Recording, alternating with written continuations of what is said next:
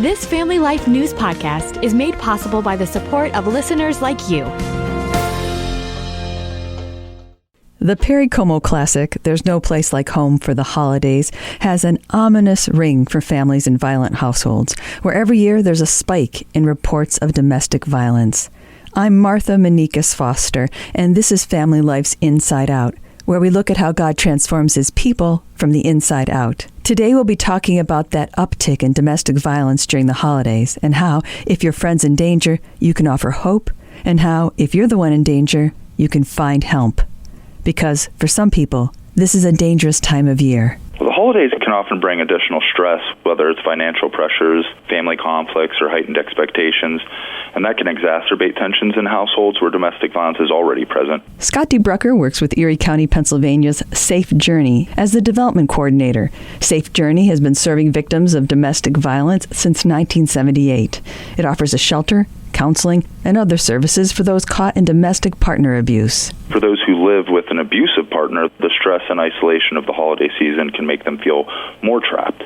Abusers may feel more in control or emboldened, and victims may feel less able to reach out for help, which can lead to an increase in violence.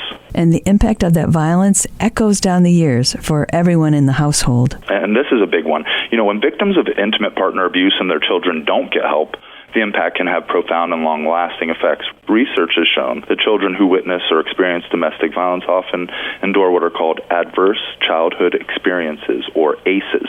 These traumatic events can affect a child's brain development, emotional health, and even physical well-being throughout their life. For victims, the trauma of abuse can create depression, low self-esteem, adverse health conditions, PTSD, and many other measurable and immeasurable effects. Most importantly, abuse generally escalates over time, and that leads to an increased likelihood of severe injury or death. And that's why it's so important to connect them with support and resources as early as possible. Deb Kuehner sees the impact of violence in the home every day as she works with women who've been trafficked for sex. Kuehner's the founder and executive director of the Potter's Hands Foundation.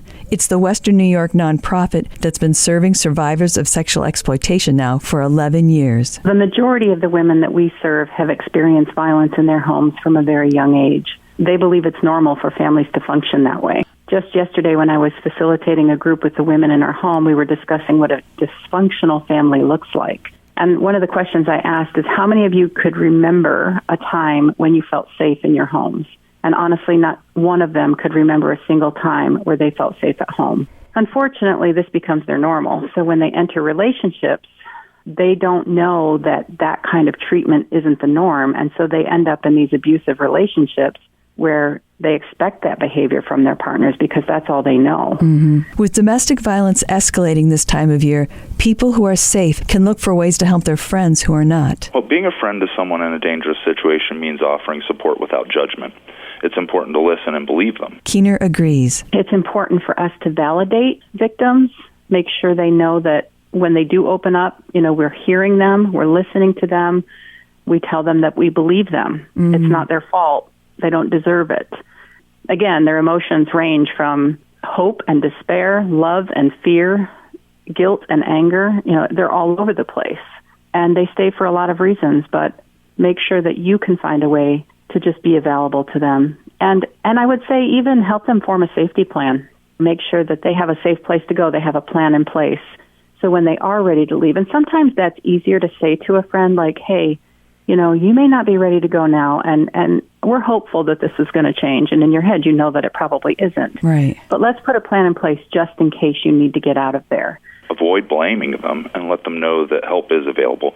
Encourage them to reach out to local resources, but understand that leaving an abusive situation is often a long and difficult process. Be patient. Remind them that you're there for them when they're ready. Offering emotional support and practical help, like providing information or connecting them with services, can make a real difference. Maybe even packing a bag with the important documents and money and things that they would need. Maybe a code word that they can use when they're really in need of help, when they need you to call the police for them. Emergency contacts, things like that. Not every friend who's in danger is going to tell you this part of their story, but you can provide a steady presence and a ready ear if they want to talk or ask for help. I think one of the most important things is to remember that even though an individual is in an abusive situation, at first they're probably hesitant to talk about it. So I think The most important thing is to make time for them, help them to know that you are there no matter what. Start a conversation with them. I'm concerned about your safety. I'm worried about you because I've noticed, whatever changes that you have recognized in the person. Mm-hmm.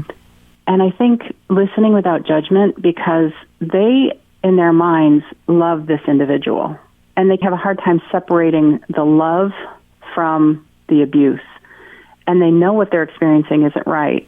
But the tug of that love that they have for this person or the trauma bond really holds them back. And I think learning the warning signs, obviously there are physical signs where you see black eyes, bruising on their arms, but there's also emotional signs. If you see a change in their behavior, their sleeping, eating patterns, they start using drugs or alcohol more than they ever have or for the first time. Mm-hmm. Those are some of the behavioral things too. They become withdrawn or distant. From you, yes, right. Your friends. Yeah. Friends and family, they stop showing up for things. They have, extreme privacy concerning their personal life all of a sudden. For people ready to seek help in Erie County, Pennsylvania, Safe Journey has posted purple dots in windows. These indicate safe places to connect with domestic violence services. These places are part of a program that we designed here at Safe Journey called the Purple One program, where staff are trained to recognize, respond, and discreetly refer victims of domestic violence to services without alerting the perpetrator. For direct help, anyone can contact our 24-hour confidential hotline at 814-438-2675, where trained advocates are ready to provide support and resources whenever they're needed. Even if they're not in our direct service area, we have options that we can provide for those people to get themselves out of the situations that they're in. Friends of people who are being abused can familiarize themselves with available domestic violence services so that they're ready to help. We've had individuals call us who need to go to a shelter, and they don't even know where to turn. Like, sometimes it's not as obvious to how to get the help that they need. So even talking about options with them, like, do you have a family you could move in with? Mm-hmm. Are you aware that there are local shelters? There is a domestic abuse hotline number. Those are some of the things that I think are most helpful.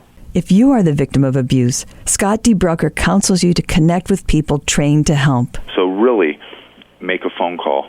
Go to us online at www.mysafejourney.org, and we will be sure to try and help you create a plan so that you can get out. It doesn't have to be that you make a phone call and you leave that day or the next couple of hours. We understand, and we want to help you understand the resources that are available so that you can make a really deliberate and well-thought-out plan on how you can get yourself out of the situation. DeBruycker notes that even people outside of Erie County, Pennsylvania, can call the Safe Journey hotline. You can also call the National Domestic Violence Hotline. That's 24/7 at 800-799-7233, or text the word BEGIN, BEGIN, to 88788.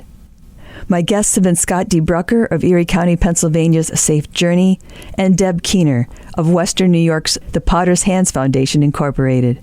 You can connect with Safe Journey at mysafejourney.org. You can connect with the Potter's Hands Foundation at thepottershandsfoundation.org. To be safe from an abuser when contacting either organization, please be very certain that you are alone or that you are able to click off the website quickly.